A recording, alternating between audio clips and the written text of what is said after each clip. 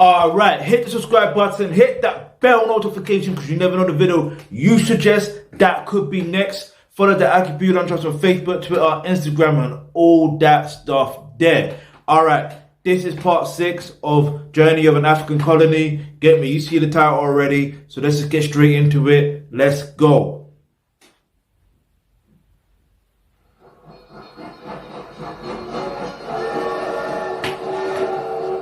The hope for equality bolstered hope that life could be better.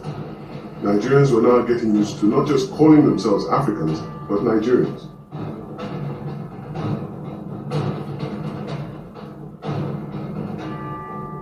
Hopes were beaten down. Nigerians were seeking better conditions, participation in their own affairs, even a constitution.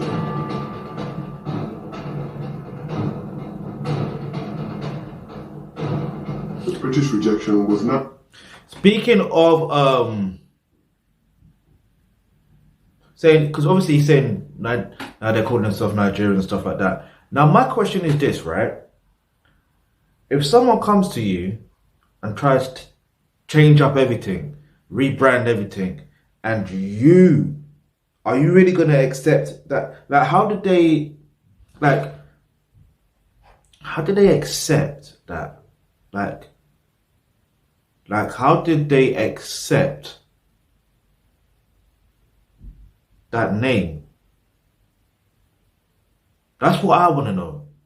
I want to know how they accepted that. Same thing with the term Africa as well. Because from what I'm aware of, I could be wrong, but I'm willing to do more real search. I don't like using the word research, real search. That's what I like using, because you have to be real thorough with your search.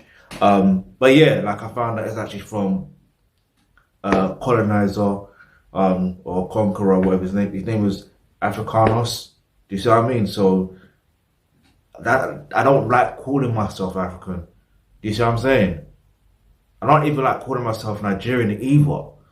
Like, I'm half Igbo and half Edo, or some may call it Benai. But then also with Igbo, there's Biafran as well. But we won't even get into the politics with the names of me personally, or do you know what I mean? But yeah, let's get back into it. So this is very interesting. Resisted in a newfound exercise, a labor strike. Nigerians would strike back like never before. Yeah, that's right. Strike back. The empire strikes back. That's how it's gotta be. That's how it should be. You know what I mean? No, all jokes aside, no, seriously. You have to strike back. If there's something you don't like, then strike back. But sometimes you have to know if it actually makes sense. Because there's, I won't get into it. I won't go into too much detail, but you have to make sense of certain things. Like whether it's worth striking back or when to strike back. You know what I mean? But let's keep it moving. Let's keep watching. Get me? Because I'm over talking right now. You know what I'm saying? Alright, so Journey of an African Colony. The making of Nigeria.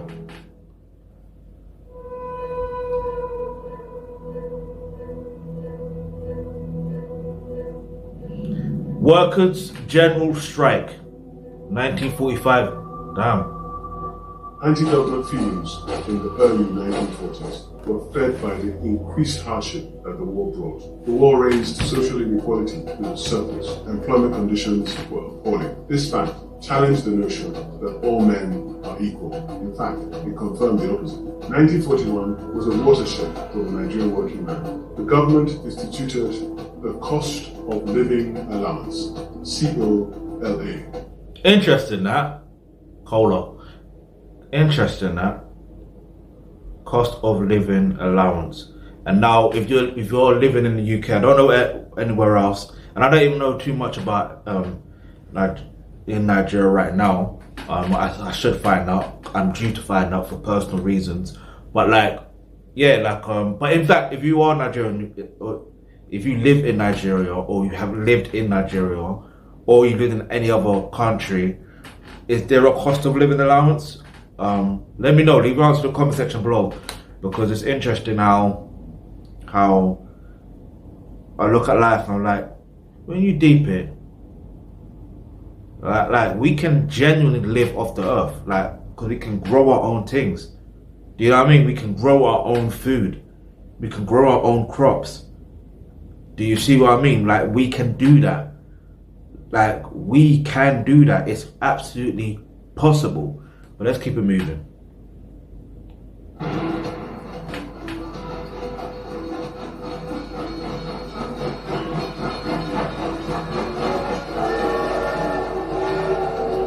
The ex gratia payment of the allowance fell far short of addressing the cost of living. Set against rationing and price control, it was a bitter cola indeed. I get that. Bitter cola, because cola is actually bitter. If you know, you know. Cola not. Anyway. We're on the Nigerian railways. Bitter. Cola nut is actually something that is heavily used within Igbo culture, as far as I'm aware. I don't know other cultures in Africa called it Alkebulan, should I say, but I do know, particularly within the within Igbo culture, cola nut is very much, and I have been told it is bitter. I don't think I've actually had it. I think if I was to become an elder in the community and a chief or whatnot, I probably would eat it. Because I would have it, because you have to be of a certain title, certain. Do you know what I mean? Not just a title, but certain. I'm trying to remember correctly, but I don't want to give you like false information. You know what I mean? But if you know, you know. If you don't, you don't. But if I can, I'll probably provide more information on that, either in this video, in terms of throwing up on the screen when you see that, or just do a separate video. But let's go. I had to brighten up this place, man. Like, damn. Like, welcome to living in Britain. There you go. By the 1930s, the rail network was over 4,000 kilometers, well over 2,000 miles, built by manual labor. Damn. It's often said that one African died per mile of rail tracks that were laid. It crisscrossed the country and was the nerve center of both economic and human activity for Nigeria, from Port Harcourt to Maiduguri, from Kano to Lagos, from Kaduna to anywhere in the east. The nameless Nigerian rail worker was a unique person. The sense of unity amongst the rail workers was evident when they established the Rail Workers Union. Okay. The rail worker was almost the growing elite, more like the NNPC worker of today. Okay. It was a much sought after job and way of life. The rail carried mail, carried food, carried people, and carried people's hopes across the country. They were unique in the family of Nigerians that it created. And that union and that togetherness was the building block of what was to be a very important part of the national strike that was to come in 1945. 50% increased pay on cola was the central demand. Eventually, the government's response was a firm and almost indignant rebuttal. There was no evidence of any fast approaching national disintegration in health and stamina, or sapping of vitality amongst workers. And consequently, the government was not prepared to revise rates of wages or cost of living allowance. The workers responded by calling a mass meeting, which they ambitiously named a grand rally, May 1945. Adam. You see, one thing I've learned about negotiations, right, is this is something you can take from this, from what I've learned personally. When it comes to negotiation, when it comes to anything that you want, it's not more or less about what you want, it's about what they want. Do you see what I'm saying? Now, obviously, that sounds a bit redundant, right? Like, because it's like, what about my needs? What about what I want? Once you understand what they actually want and what they actually need, and you match that with what you actually want and what you need, like, it's hard to, the best way I can explain it is everyone has a particular, I don't want to use the term weakness, but I'm going to use the term weakness for now. Everyone has a weakness, right? So it's figuring out what their weakness is. Now, this sounds very manipulative, and I get it, but it's not about manipulating, it's about understanding and using, do you know what I mean?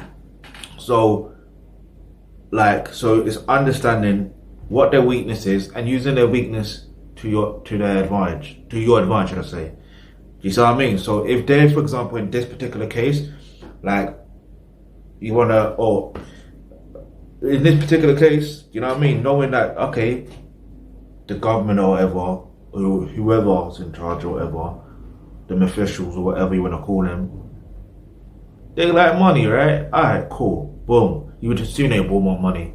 So the main thing that will concern them is taxes. You give us a better living allowance, that will allow us to pay, as much as we don't want to pay more taxes, at least we can afford to pay more taxes towards you. Yeah, do you see what I mean? But we will only go up to a certain percentage. That's how you negotiate. And you just, okay, this is what we're gonna do. Do you know what I mean? In fact, that reminds me of an episode of the Bernie Mac show. I was watching it recently. No joke, I was rewatching Bernie Mac show, and it's season 2, I believe, episode 3, I believe. No, I don't quote me on the episode. But it's to do with the basically baby girl Nessa and now I forgot his name. Why have I forgot his name already? But basically they wanted an increase in their weight, you know what? Let me forget that for now, yeah?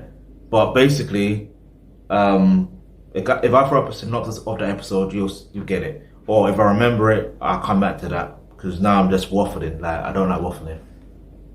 A Memorial Hall in Lagos. They took very little time to hammer out a 5-point resolution.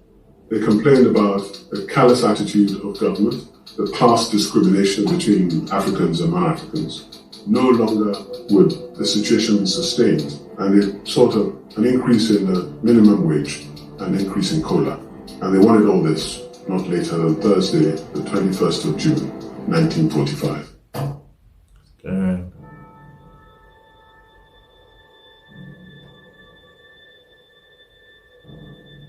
Consequence of a legal strike. Government then went on to reject demand. In fact, on the night of Tuesday, 19th of June, 1945, His Excellency the Governor addressed the nation in a radio broadcast,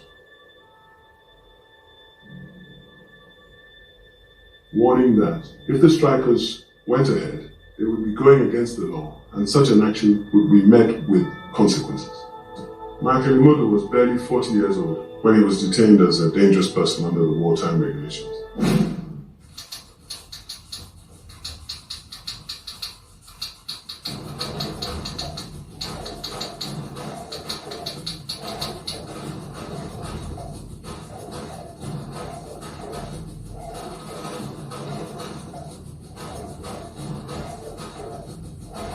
His primary school education did not in any way hinder his ability to organize people, deliver dramatic speeches, or to master bravery in the face of danger.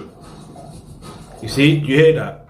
His primary school education didn't inhibit him. Meaning, this is what I'm trying to say. Parents, if you're watching this, remember, at the end of the day, it's what you teach your child. Do you see what I'm saying? The things, I'm not going to sit here and lie and be like, oh, primary school didn't teach me nothing, blah, blah, blah. Because it did in some way. But if I want to be completely honest with you, I don't remember did school really anything from primary school in terms of lessons. There maybe just a few. Actually, no, I don't. But obviously, when I do it, what am I putting to is, okay, yeah, the ABCs, alphabet, all that stuff there. But again, if you're, this is the thing, if you are coming from a different culture, regardless of what culture you're from, and you've got a language, teach them that language as well. Do you see what I mean? But then, if we're talking about this guy knowing how to organize, do you know what I mean? That's something that, there's two types of learning. There's intrinsic learning, and there is, what's the other one? The opposite of intrinsic. Do you see what I mean? I'm going to put up the differences, you'll see. the point I'm trying to make is at the end of the day, there's different values that people gain from different time of learning. So if you're a parent watching this, I'm telling you from now, focus on teaching your child certain skills, like life skills. Do you know what I mean? Like, that's the main thing you should be teaching them anyway. I shouldn't be teaching you that. You should know that already. Like, teach them life skills. The whole point of you being a parent is to simply prepare them for adulthood. Do you know what I mean? But do you know how many people are not, I come across, unfortunately, like, no disrespect to them, but clearly they was not prepared for adulthood properly, at least that. Yeah, some end up getting properly prepared for adulthood in their 50s or their 60s. It sounds wild, but it's flipping true, unfortunately. But anyway.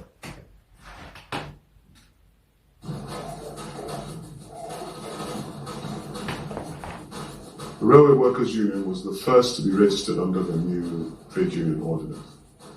The leader of the union had grown cold feet for some reason and refused to sign the document required to bring the union to life. Right there and then, Michael Imodu, declaring his willingness, signed the papers hurriedly, making him the first acting president. But don't do it yourself, as they say. After waiting for the workers to make a move, the government decided to attack by putting the strike agitation and its organizers on the back foot. Government released Imodu in the most sudden and dramatic way. It was clear that whatever the government wanted against the people's wishes wasn't going to work. On Saturday, 2nd of June, Imodu entered Lagos amidst expected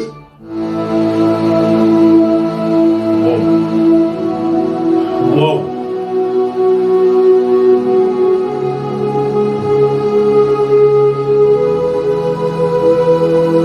I have no idea what's going on.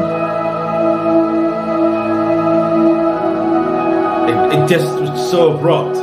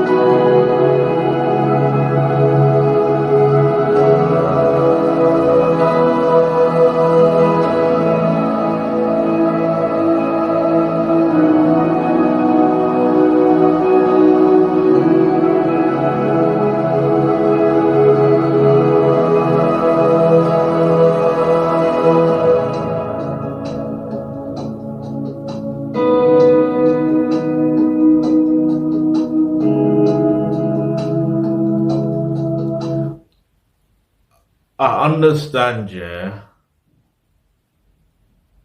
like the notes and all that stuff there, but I think at least, you know, the brother, I forgot his name here, but anyway, the person who produced just a documentary or docuseries, he should at least read those stuff out. Do you know what I mean?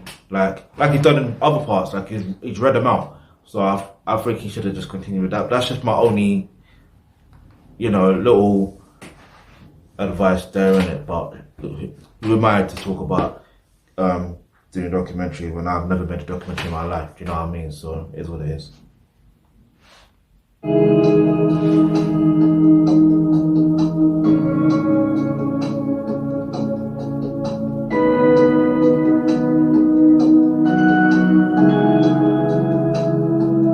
Can't even hear it. What? Do you see what I mean? Like,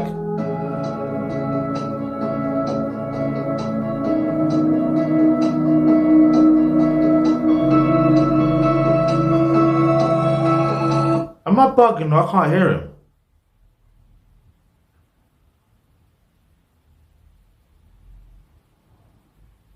Huh? What's going on? Anyway.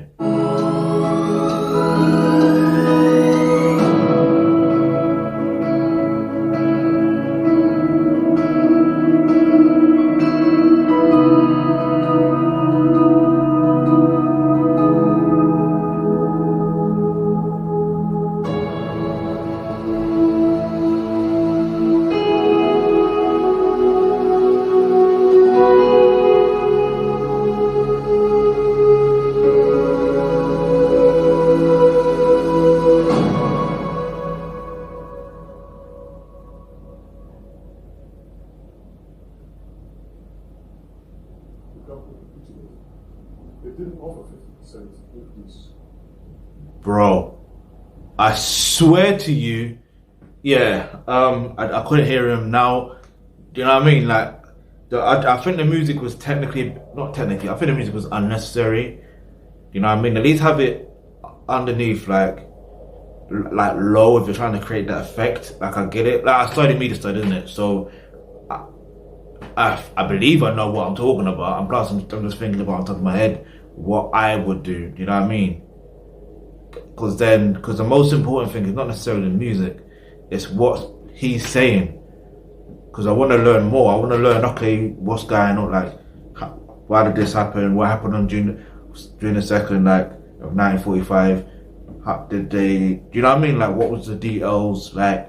Because if we learn from the past properly, like the real details, and know what people have accomplished, we can more or less say, right, if they can accomplish that, we can do something too. Like, you know what I'm saying? We ain't gonna settle for what's happening at the moment. But let's just get back into it, like, while I turn up the volume and that. You know what I'm saying? Because yeah, that music was way too loud, way too loud.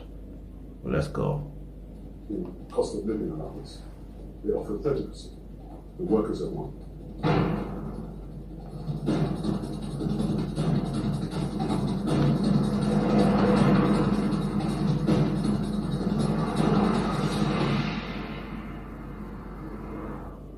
On the 4th of August 1945, after 52 days, you see what I mean? Read it, my brother.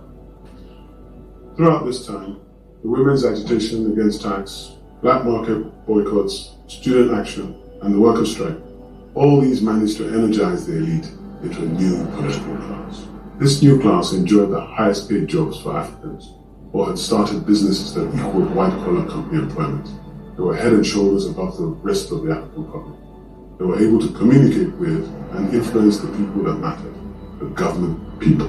From law to journalism to the newly found local party politics, they were the new breed of Nigerians, and nationalism was their core. There was still Herbert Macaulay. He was by this time bald and had a full snow-white moustache that testified to his many years of struggle with the colonial government.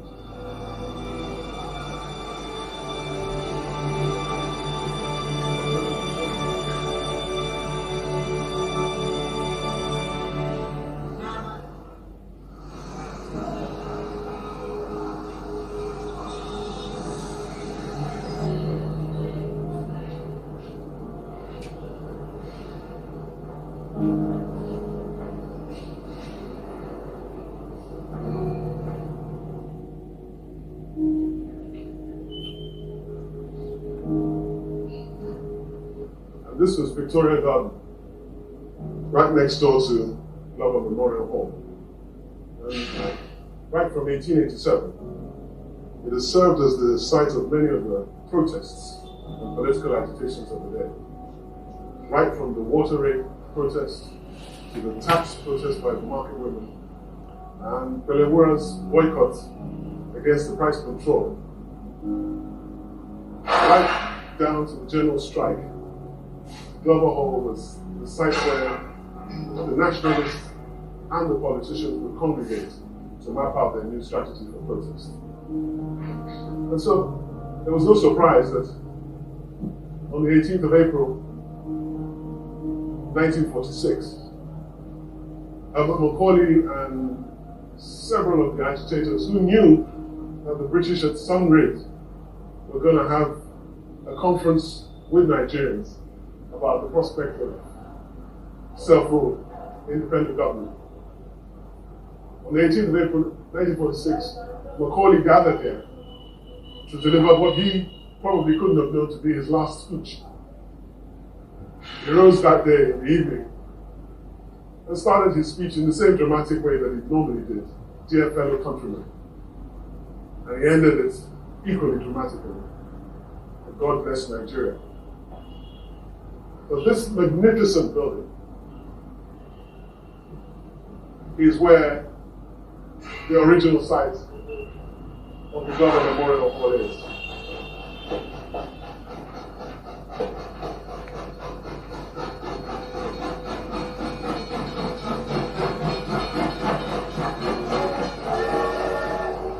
April the 20th, 1946, Herbert Macaulay got onto the midday Butemeta Kano train from Ido for the delegates tour. He went on to Kaduna. In Kaduna, Herbert Macaulay's frail health took a turn for the worse. They returned to Lagos before the end of the tour on the 6th of May, 1946, arriving at Herbert Macaulay's Kirsten Hall home late in the evening. By afternoon of the following day, his health had taken such a turn that his daughter and other family members sent for the vicar, the Reverend Leslie Bynum. At 10 minutes past 8 that evening, Herbert Macaulay was dead. At his funeral, the eulogies were in abundance, and everybody identified with the loss. Elewura recalled the close relationship HM had had with the market women. She announced that the markets would be closed for 2 days in his honor. Sig most aptly and eloquently said of his party's founder, a signpost of the era.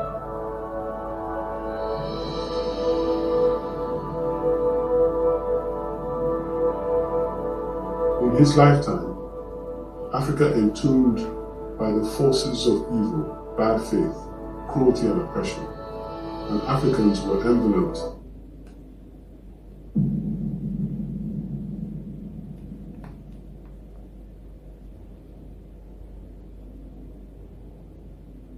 You saw that, right? Another abrupt thing. Anyway. Now, there's not been anybody in this whole politics in Africa. Only 2 people have walked on the street to follow people to where they are going. Nkrumah and fellow Kuti. What are you talking about? All this nonsense that you have hanging around here. They sit down in cars, man.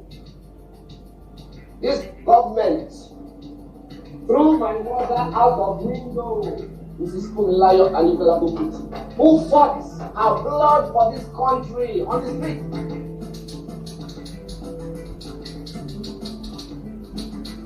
That's worth going to war. I'm not going to front. Elewura's activities inspired other younger Nigerians into civil disobedience, but her actions were based mainly in Lagos.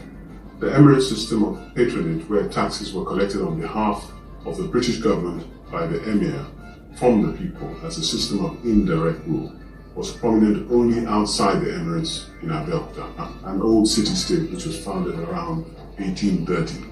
Well, we're going to pause for a moment, because how can they throw, not even how, why, not even why, I got questions. What, like, seriously, throwing a woman out of a window?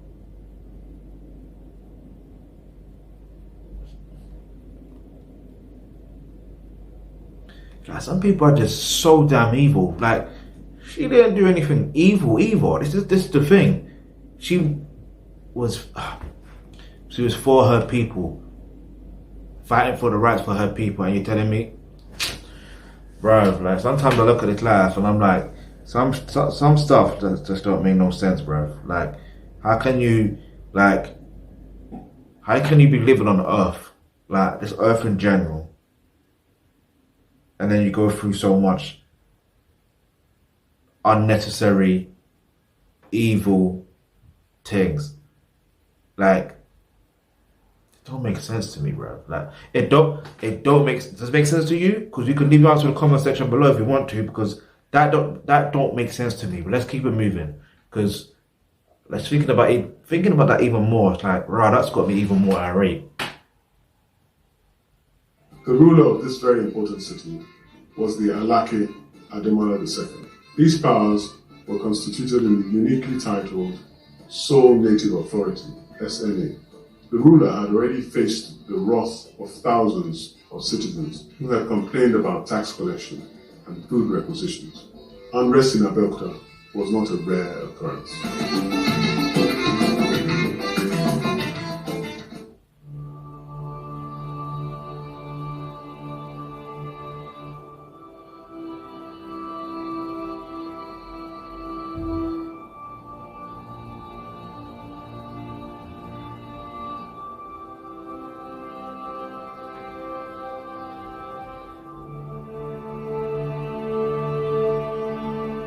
The indirect rule agents the Alake and his palace mounted police roadblocks along the routes from Alkebulan to the major western regions food destinations of Lagos, Ibadan, and Ijebu to examine and sometimes seize goods. They declared nobody should eat until enough food is collected for the soldiers.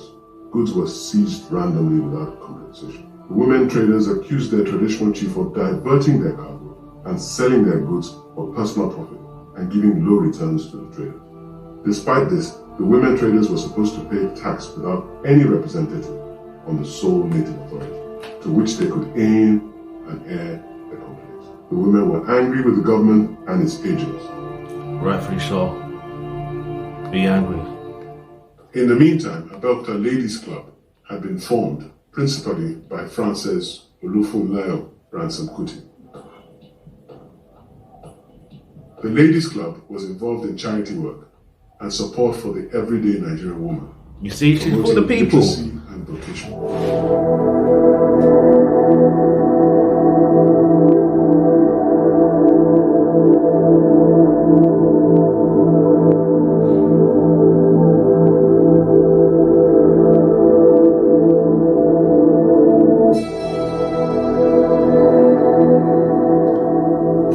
Here we go again with the abrupt music and loud music.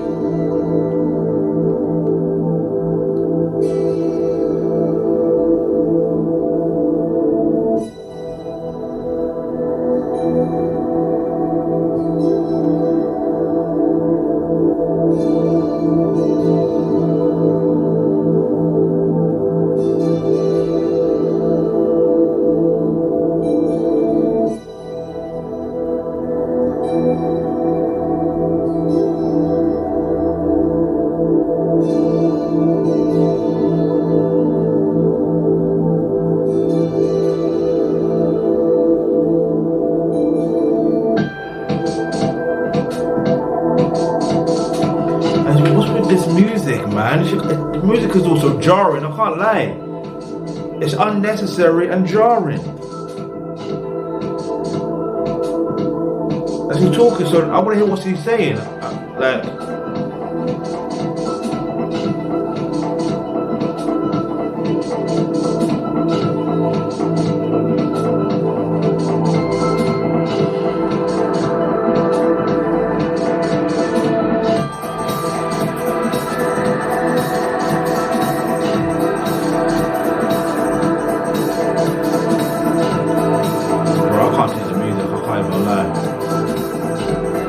I like music, but you know when it's just unnecessary to hear at certain times? Like, allow yourself, man. Like, that scene is beautiful.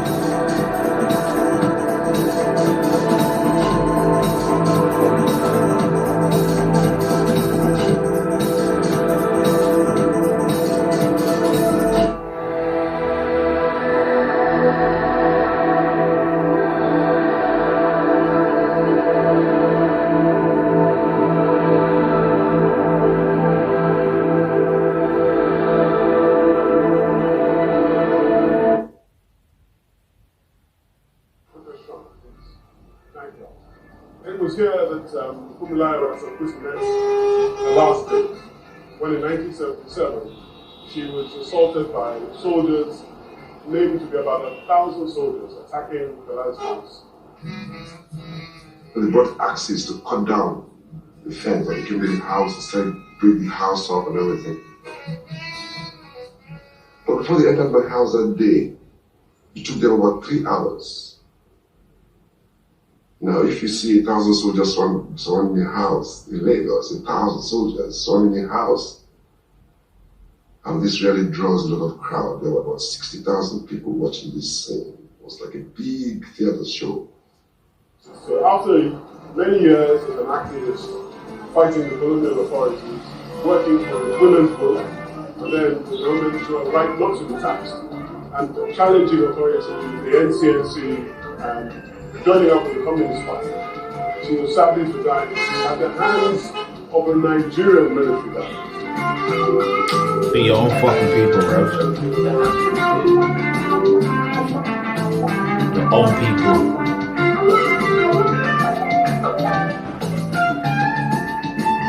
even something recently that this will be posted and uploaded when I say recently. So let's just say from the day I recorded this video, like recently, as in yesterday, you know what I mean? I experienced something from my own people, like they may not be from the same tribe or whatever, but you know what I mean, or be from the same region in Alkebulan, or most people call it Africa or whatever, like. But the thing is, it's like, and when I say region, I'm talking about West Africa and stuff like that. But the thing is, like, there's some things that's just so unnecessary that don't need to be done or don't need to be said. You know what I mean? Okay, I take accountability in certain aspects, but at the same time, you know, it's like, I don't even want to talk about it on here, do you know what I mean? Like, this ain't about me, do you know what I mean? This is not about me. Let's just keep it moving.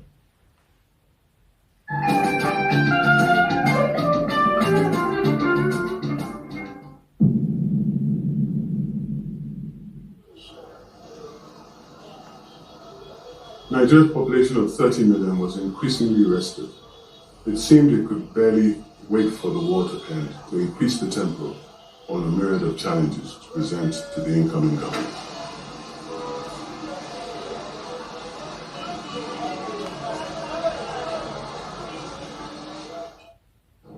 Oliver Stanley felt he needed a strong governor, a no-nonsense operator who would bring the petulant, impatient Nigerians under firm control. To Secretary Stanley, the appointment of Arthur Richards was inevitable. Richards had just finished a stint as the governor of Jamaica. After 5 years there, he had acquired the reputation of being a strong-arm governor. Reading his record, it became clear that Richards was just the man for the job in Nigeria. In the meantime, Nnamdi Azikiwe had already made the first call for immediate representative government in West African colony within 10 years. He even argued for full independence by 1958.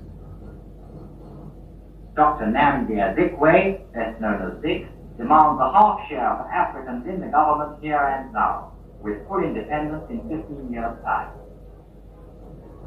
At London, preparing to leave for West Africa, Richards visited his idol, now Lord Frederick Willard, the first Baron of Abidjan.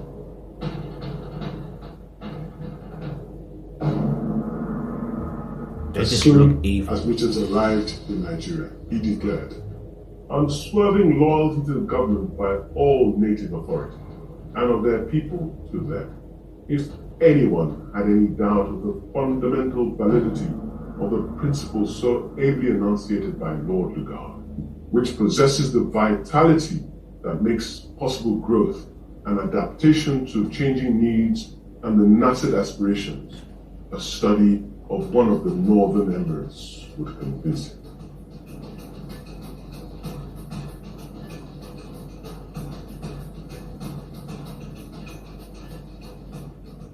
Without a doubt, one of the building blocks of making Nigeria was the evolution of the constitution sponsored by Sir Arthur Richards, the Richards Constitution.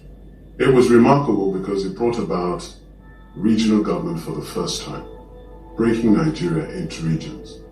Even though it created one legislative body, it provided the emergingly energized nationalists with two focal points, the government in the center and their regional government.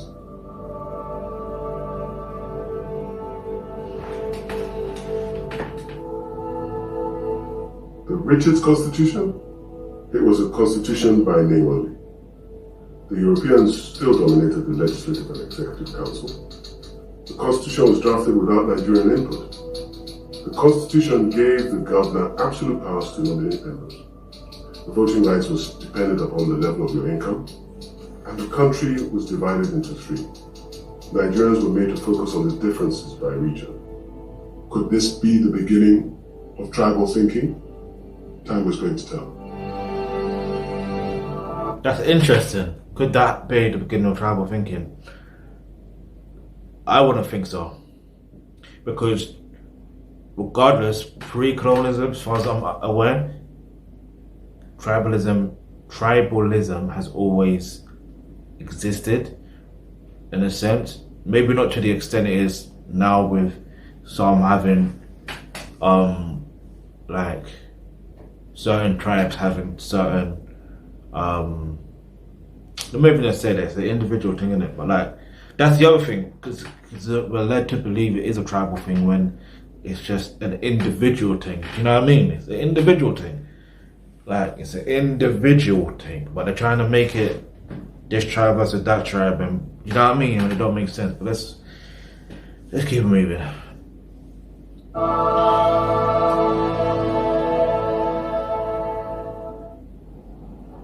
Next, we see how one tragedy on a Friday in November 1949 escalates through anti-British feelings, starting down below the surface in the minds of the Eastern Provinces.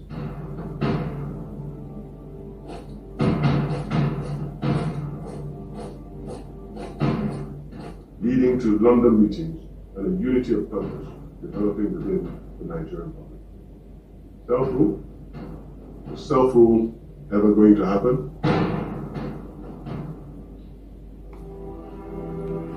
In the words of Chris Rock, you know when he does his voiceover for his TV show, Everybody Hates Chris? Nope. You know what I mean? Because we've seen how that's been so far since then, but let's see what happens in the last episode. Alright, but anyway, obviously that's it.